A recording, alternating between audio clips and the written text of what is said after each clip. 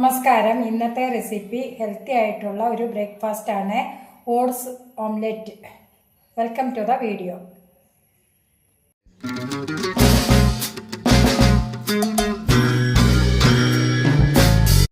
ഇന്നത്തെ റെസിപ്പി ഹെൽത്തിയും ടേസ്റ്റിയുമായിട്ടുള്ള ഒരു ഓട്സ് ഓംലെറ്റ് ആണ്.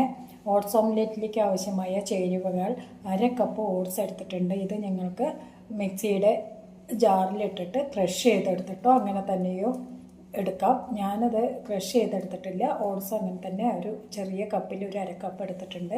അതിലേക്ക് 1/2 കപ്പ് പാൽ കൂടി ആഡ് ചെയ്യാം. ഇത് പാൽ ഇതിലൊഴിച്ചിട്ട് ഒരു 15 മിനിറ്റ് ഇത് കുതിരാനുമായിട്ട് മാറ്റി വയ്ക്കണം. ഓട്സ് പാലിൽ ഒരു 15 മിനിറ്റ് കുതിർത്ത് വെച്ചിട്ടുണ്ട്. നന്നായിട്ടൊന്ന് ഇളക്കി കൊടുക്കാം. ഇതിലേക്ക് ഒരു 2.5 ടീസ്പൂൺ സവാള അരിഞ്ഞത് ആഡ് ചെയ്ത് കൊടുക്കാം. ചെറിയ തക്കാളി നൈസായിട്ട് അരിഞ്ഞത് ആഡ് ചെയ്ത് കൊടുക്കാം. ചെറിയ പച്ചമുളക്,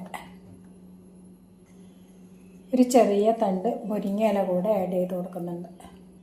ഇതിലേക്ക് നിങ്ങൾക്ക് ക്യാപ്സിക്കം, ക്യാരറ്റ്, ബീൻസ് എന്നിവ കൂടി കയ്യിലുള്ള പച്ചക്കറികൾ ഏത് വേണമെങ്കിലും നൈസായിട്ട് അരിഞ്ഞ് ചോപ്പ് ചെയ്ത് ആഡ് ചെയ്ത് കൊടുക്കാം.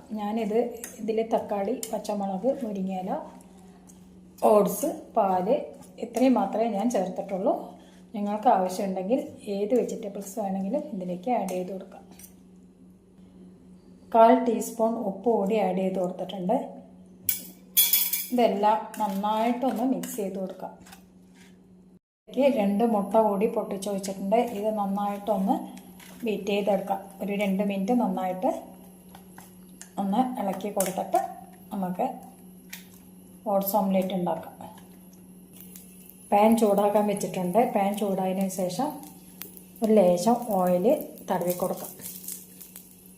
ഇനി നിങ്ങളുടെ ബട്ടർ ഉണ്ടെച്ചാൽ ബട്ടർ ആവാം, നെയ്യാവാം. ഞാൻ ഓയിൽ തന്നെ, വെളിച്ചെണ്ണ തന്നെയാണ് തടവി കൊടുക്കുന്നത്. ഗ്യാസ് മീഡിയം ഫ്ലെയിമിൽ വയ്ക്കാൻ ശ്രദ്ധിക്കുക. പിന്നെ ഹൈ ഫ്ലെയിമിൽ വെക്കരുത്, അത് കരിഞ്ഞു പോകും. മീഡിയം ഫ്ലെയിമിൽ തന്നെ ഗ്യാസ് കത്തിച്ചിട്ട് നമുക്ക് ഈ കൂട്ട് ഇതിലേക്ക് ഒഴിച്ചു കൊടുക്കാം.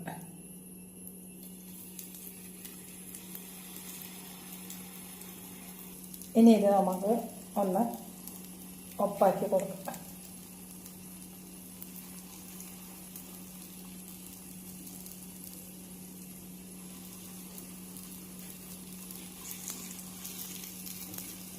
ഇത് അടച്ചു വെച്ചിട്ട് വേണം 4 മിനിറ്റ് ഫ്രൈ ചെയ്തെടുക്കാം. ഉണ്ടോ? അങ്ങനെ നമ്മൾ ഒരേപോലെ ആക്കി വെച്ചിട്ടുണ്ട്. ഇതിലേക്ക് ചതച്ചെടുത്തിട്ടുള്ള കുരുമുളക് പൊടി മീതെ ഒന്ന് തൂക്കി കൊടുക്കുക.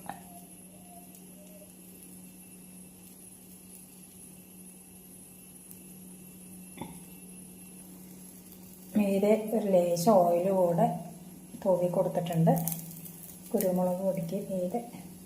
ഇനി ഇത് നമുക്ക് ഒരു 4 മിനിറ്റ് അടച്ച് വെച്ചിട്ട് വേവിച്ചെടുക്കാം.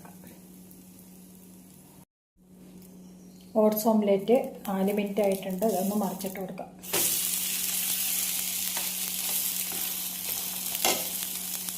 ഇതൊരു 2 മിനിറ്റ് നേരം സിമ്മിൽ വയ്ക്കാം.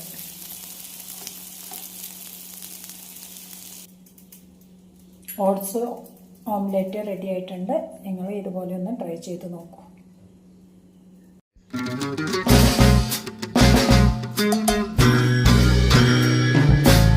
വീഡിയോ എല്ലാവർക്കും ഇഷ്ടമായി എന്ന് വിചാരിക്കുന്നു. വീഡിയോ ഇഷ്ടമായാൽ നിങ്ങളുടെ അഭിപ്രായങ്ങളും നിർദ്ദേശങ്ങളും താഴെ കമൻറ്റായി രേഖപ്പെടുത്തുക. Thanks for watching.